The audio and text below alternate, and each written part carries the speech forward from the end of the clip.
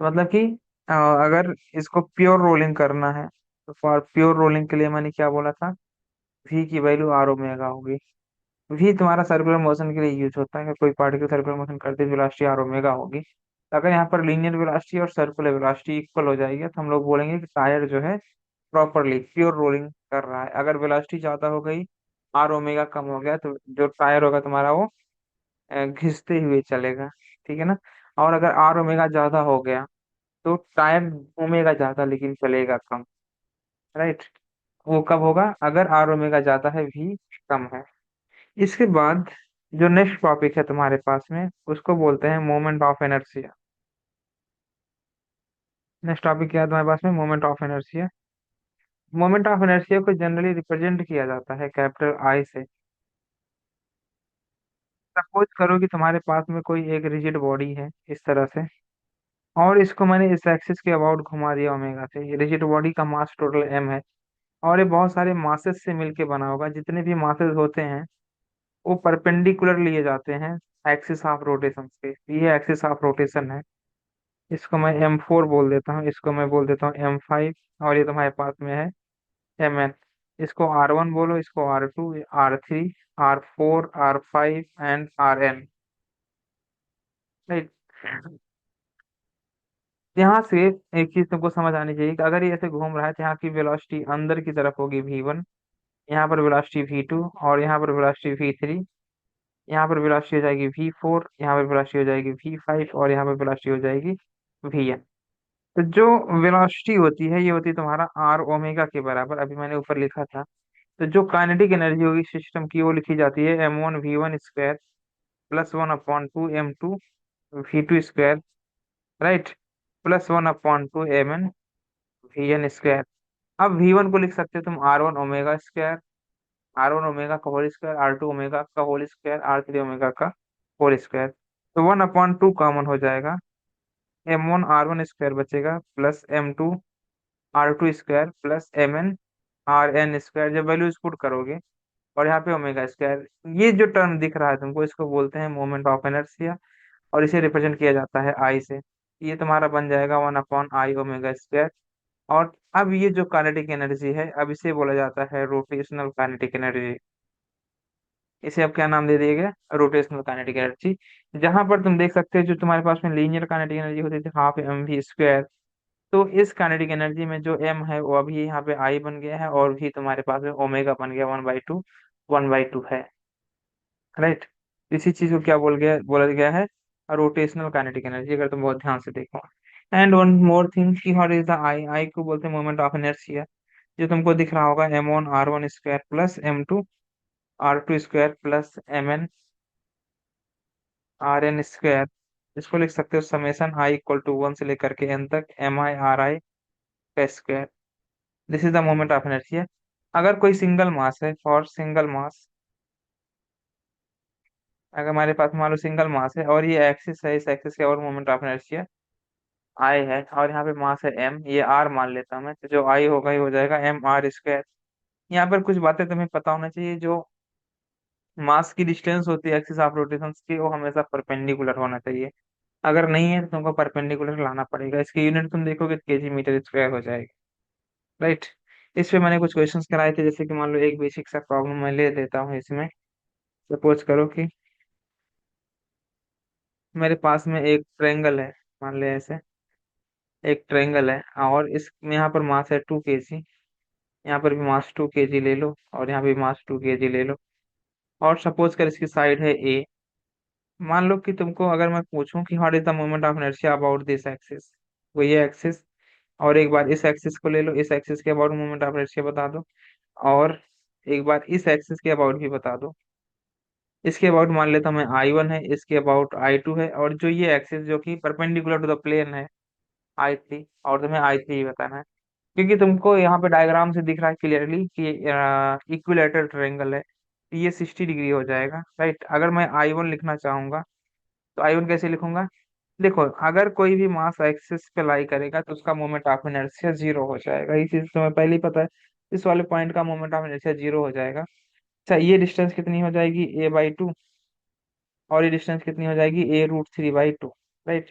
तो इसका तुम्हें मिलेगा, तो ये हो जाएगा 2 × A/2 का स्क्वायर प्लस, और इसका कितना हो जाएगा 2 × A²। तो ये तुम्हारा I1 हो गया।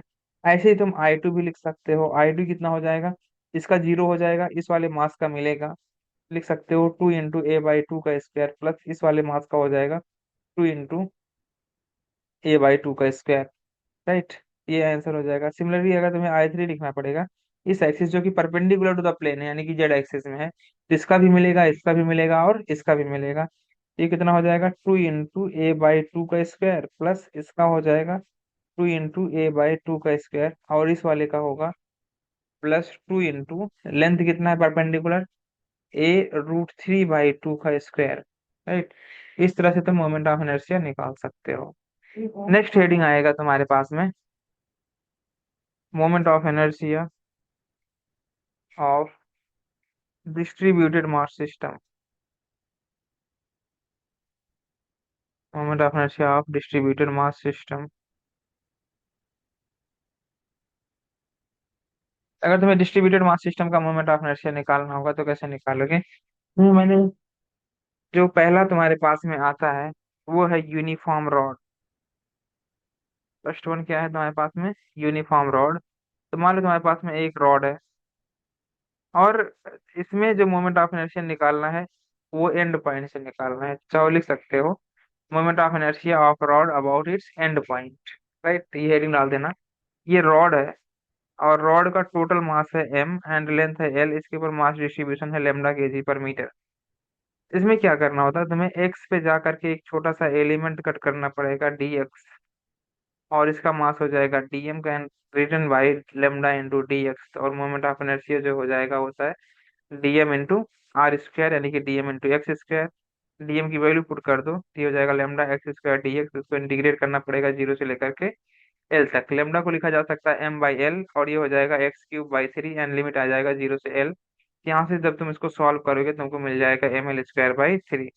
ये मोमेंट ऑफ इनर्शिया है रॉड के एंड पॉइंट से। राइट, सिमिलरली मैंने रॉड के मिड पॉइंट से भी मोमेंट ऑफ इनर्शिया निकाला था। ठीक है ना, मिड पॉइंट से कैसे निकाल लोगे, वो देखो यहाँ पर।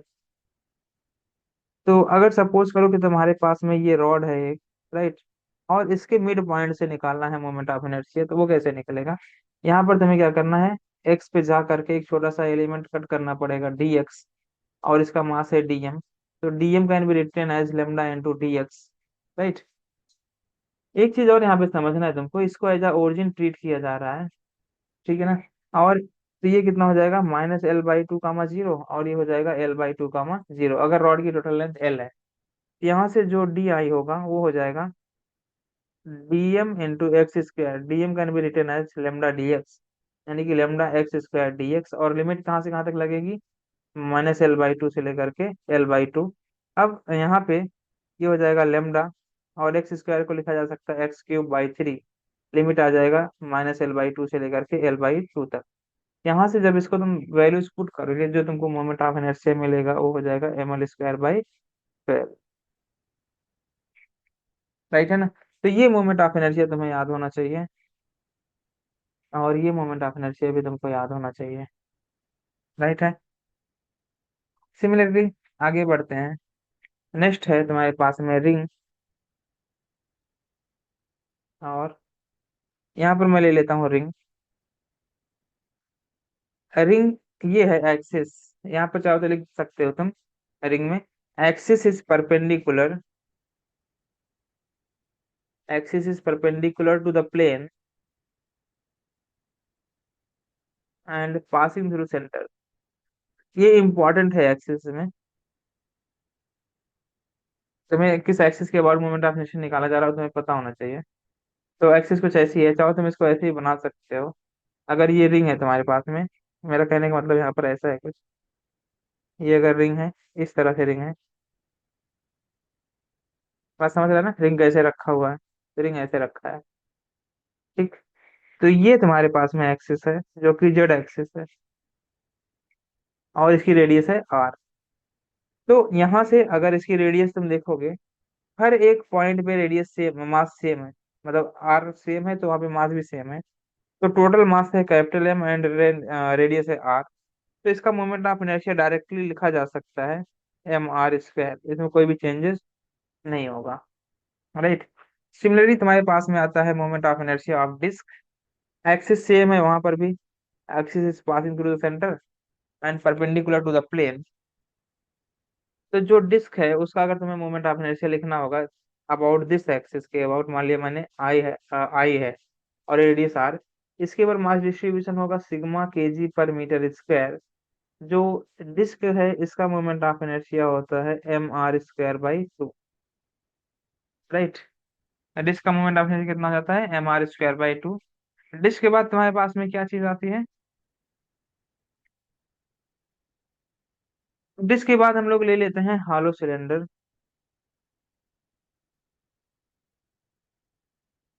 हॉलो सिलेंडर, मान लो तुम्हारे पास में हॉलो सिलेंडर है ऐसे। इसके अबाउट तुमको मोमेंट ऑफ इनर्शिया निकालना है। एक बड़ा सा इंसान पकड़ा मैंने और इसने इसको कंप्रेस कर दिया। तो अगर इस हॉलो सिलेंडर को कंप्रेस करेगा तो ये तुमको कैसे दिखेगा? कंप्रेस करने के बाद क्या एक रिंग जैसा दिखेगा? अगर इसकी रेडियस मान ले तो कैपिटल आर है, तो इसका मोमेंट ऑफ इनर्शिया वही होगा जो रिंग का होता था, mr²। हॉलो सिलेंडर के बाद तुम्हारे पास में आता है,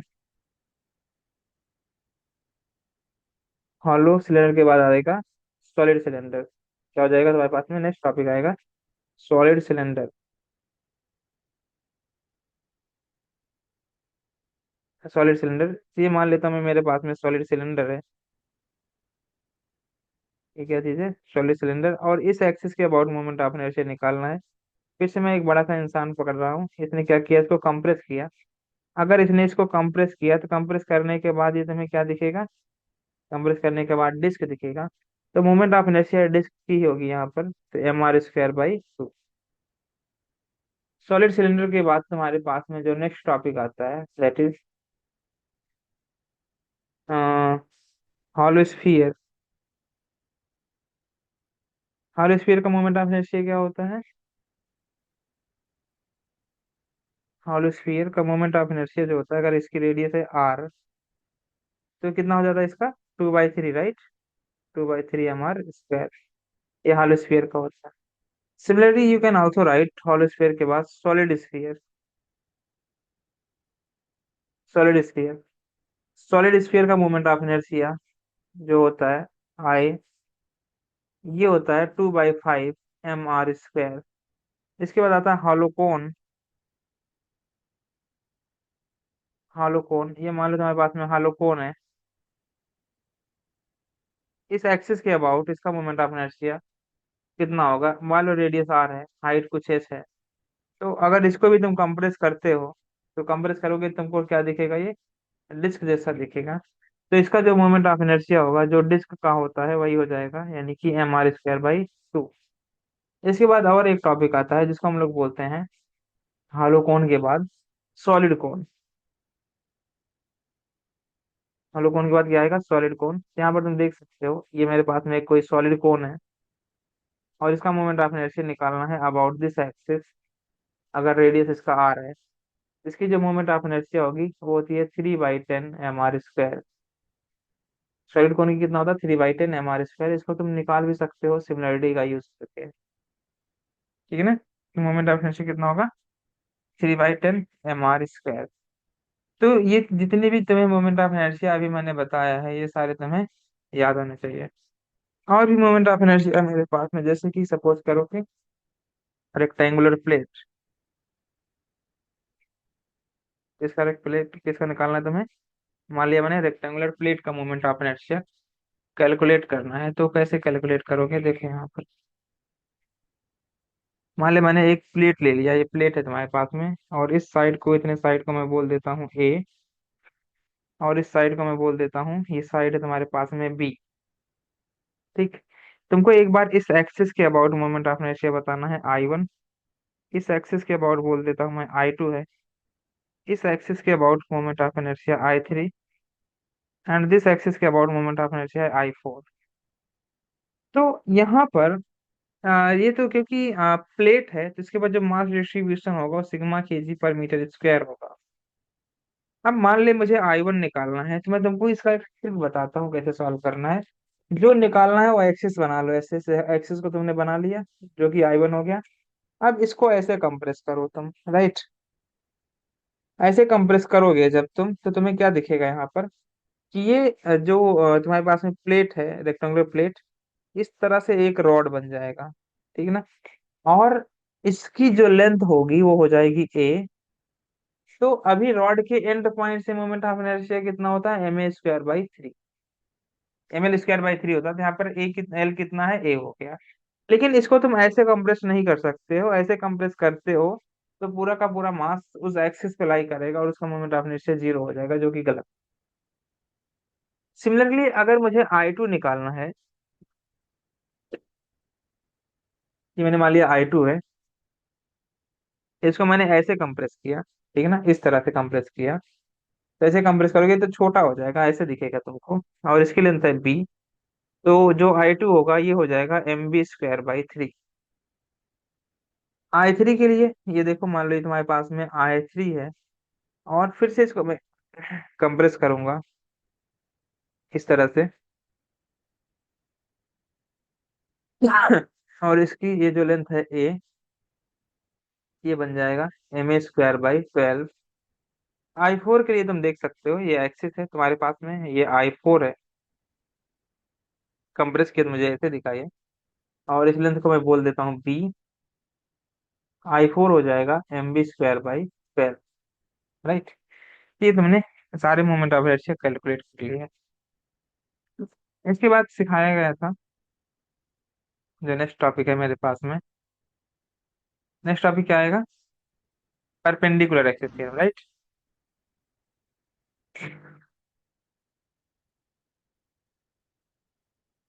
परपेंडिकुलर एक्सिस थ्योरम।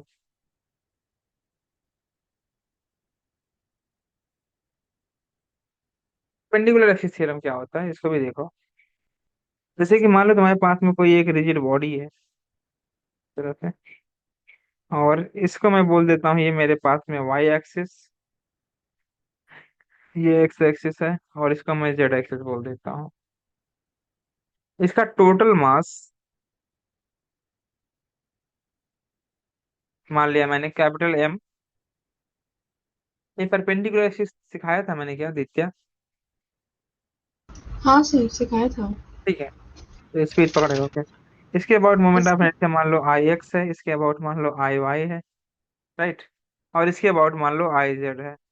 कंडीशन है यहाँ पर ये है कि जो तुम्हें दिख रहा है, जैसे कि यहाँ पर जो I z होगा ये बराबर हो जाता है I x plus I y के। तो यहाँ पर ये जो तुम्हें दिख रहा है I z, ये क्या होता है, ये होता है परपेंडिकुलर टू द प्लेन। ये क्या हो गया, होगा, ये होगा perpendicular to the plane.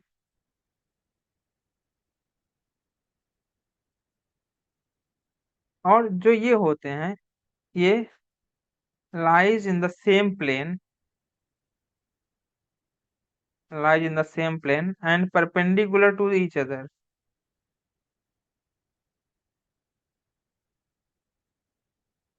and perpendicular to each other, ठीक है ना। ये दोनों एक ही प्लेन में एक दूसरे के परपेंडिकुलर रहते हैं, और ये जो जेड एक्सिस है परपेंडिकुलर टू द प्लेन होना चाहिए हमारा, ठीक है ना। इसको बोलते हैं परपेंडिकुलर एक्सिस थ्योरम। इसके बाद जैसे कि मान लो इस पे मैं अगर एक प्रॉब्लम लूं, ये सपोज करो कि तुम्हारे पास में एक रिंग है, ये पहला क्वेश्चन, और इसी को ही मैं डिस्क भी बोल देता हूँ। इसका मास है मान ले M एंड रेडियस है R। तुमको इस एक्सिस के अबाउट मोमेंट ऑफ इनर्शिया बताना है, ये इसका डायमीटर है, रेडियस है R इसका, राइट।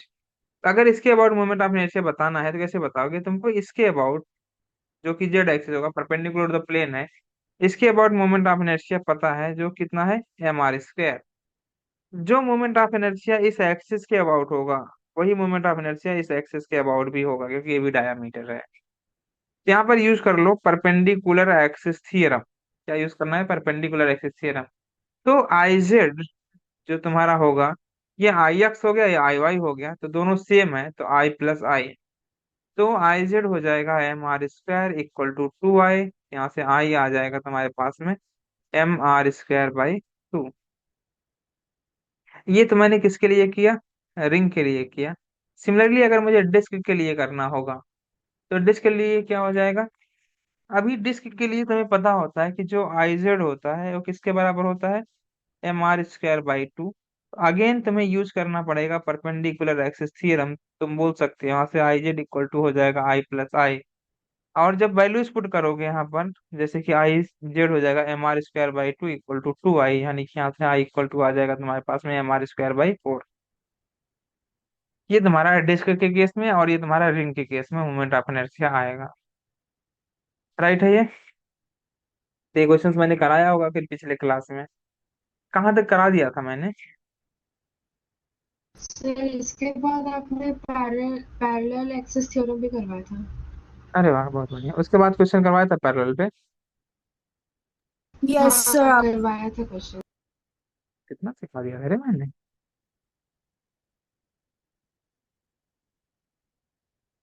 ठीक है फिर, ये एक एक्सिस ये है, एक एक्सिस इसके अबाउट निकालना है, एक इसके अबाउट निकालना है, एक इसके अबाउट निकालना है। मान लिया I1 है, ये I2, ये I3, ये I4।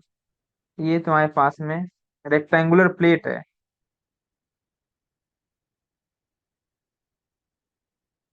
This is the rectangular plate. Mass distribution sigma KG पर मीटर स्क्वायर फाइंड करना तुमको, moment of inertia. Find I1 I2 I4। ठीक है ना, इस तरह से तुमको बताना है। ये जो भी यहाँ पर I1 I2 I3 and I4 given है, ये सारे परपेंडिकुलर टू द प्लेन हैं। तुमने इस एक्सिस के अबाउट अभी थोड़ी देर पहले मोमेंट ऑफ इनर्शिया निकाला। पहले तो मैं ये बोल दूं कि ये तुम्हारे पास में ए है, और ये तुम्हारे पास में बी है। राइट। तो इसके अबाउट कितना हो जाएगा, कंप्रेस करोगे तो ये बन जाएगा तुम्हारा ma²बाई 3, और ये तुम्हारा बन जाएगा mb²बाई 3। तो यहाँ पर यूज कर लो परपेंडिकुलर एक्सिस थ्योरम, तो I1 हो जाएगा ma² बाई 3 प्लस mb²बाई 3। राइट। I2 कैसे निकालोगे, इसके अबाउट अभी तुमने थोड़ी देर पहले निकाला मोमेंट ऑफ इनर्शिया, जो कि होगा ma²बाई 12। और इस एक्सिस के अबाउट यही चीज होगी फिर से, जो कि है mb²बाई 3। तो यहाँ से तुम I2 लिख सकते हो, फिर से परपेंडिकुलर एक्सिस थ्योरम यूज करना पड़ेगा, तो तुमको यहाँ से मिल जाएगा ma² बाई 12 प्लस mb²बाई 3।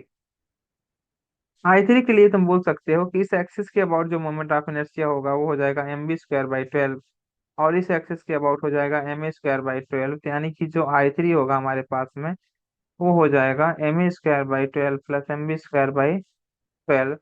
Similarly I4 can also be calculated. इस एक्सिस के अबाउट अगर तुम देखोगे, जो मोमेंट ऑफ इनर्शिया होगा वो किसके बराबर हो जाएगा, mb²बाई 3। और इस एक्सिस के अबाउट जो मोमेंट ऑफ इनर्शिया होगा वो हो जाएगा ma²बाई 3।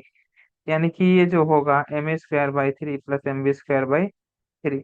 This is the moment of inertia. जो सारे हैं इसमें से ये मोमेंट ऑफ इनर्शिया इंपॉर्टेंट है, जो तुम्हें याद होना चाहिए। इसको तुम चाहो तो ऐसे भी लिख सकते हो, m/12 a² प्लस b²। इस तरह से तुम्हें ये चीजें याद होनी चाहिए। ये ठीक है यहाँ तक।